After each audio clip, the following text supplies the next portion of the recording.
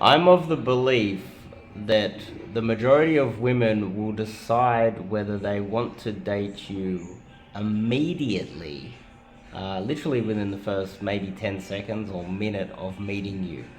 Uh, I'm of the belief that the majority of them are going to judge you in that first minute on superficial things, which is a little bit goes against what we're taught about women in the mainstream media and in Hollywood, etc. Is that they want to get to know you. They want to learn a little bit about you and build an emotional connection with you, which is true in some respect. But the thing is, they make the decision on whether they want to even get to know you or allow you to build an emotional connection literally in the first 30 seconds to 1 minute. And I believe that they'll give you a chance, and then it will start out. You've got that chance, and then it's up to you to mess it up. You can drop the ball at any point, so that it starts. They're giving you a chance, and then you could mess it up by saying something stupid, doing something stupid. You need to buy yourself time to until you get to the point where they've decided they want to date you, and then you build the emotional connection. Now, that aspect of it, a lot of men kind of miss.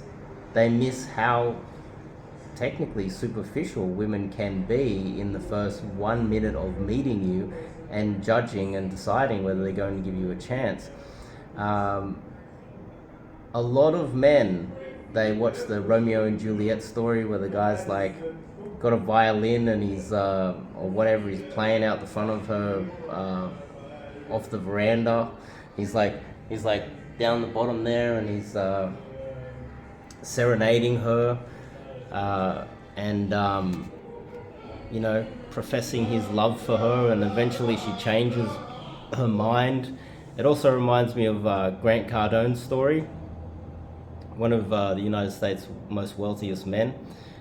She decided she wasn't really interested in him, and he pursued her over and over and over again. He tried to make connections through her friends, he tried to make connections in many other ways until he eventually convinced her to date him. Now, I'm of the belief, and most people are, that she wasn't interested in him when they first met. She wasn't interested in him for a long time because she wasn't interested in the person, and he kind of led with money. That's the belief that a lot of people have, and that he led with money, and eventually she's like, I can tolerate this guy because he's got a lot of money. He's one of the United States, one of the world's richest men. And if you are in a situation where you've met a girl, the majority of the times, university, work, through like a social group of friends. Let's just say you met her. You go to the same cafe or restaurant all the time. She works there as a waitress or as a barista, and eventually she makes the decision literally in the first minute or the first time that you kind of show some sort of intent, or she makes the decision before you've even shown any intent, whether you're even worth dating or even being worth given a chance of dating. Now, there's a lot of men out there that are going to listen to this, and their ego's going to kick in, and they're going to leave a comment, which happens all the time. Oh, but I married my wife, and when we first met, she didn't like me, and I just kept pursuing her, and then she fell in love with me later on. Well, what happens, and the reason why this video is so important, is that if she isn't giving you the chance in the very beginning, and you're on the back foot from the very beginning, and you have to pursue her the same way someone like Grant Cardone had to, and you had to pursue and pursue and pursue, quite often there was another guy or a whole group of other guys that she was interested in dating other than you, that she would deem to be top tier men, and you're like a B grade or a C grade man. And because those options weren't available to her, she settled for you. And a lot of these men, they pursued and they pursued and they got that girl, but how it sets the relationship up from then on is that they are on the back foot from the very beginning.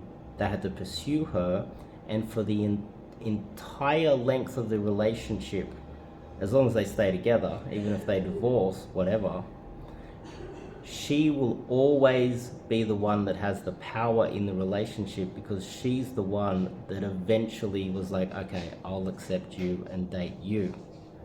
And so I'm of the belief that when you are not given that chance, you're not given that opportunity in the beginning, pursuing might not be worth it, because you'll be giving away all leverage. She will have power in the relationship the entirety of the relationship. You start dating, it'll be hard for you to get any sort of level it out, even the power dynamic. She will have all the power. She was the one that eventually was like, oh, okay, I'll take him. All right, I'll date you. During the marriage, she'll be the one that will be technically in control. She will like to think that she's the one that will be calling the shots and have the leverage through the entire relationship. And my question to you guys is that the relationship that you want to have?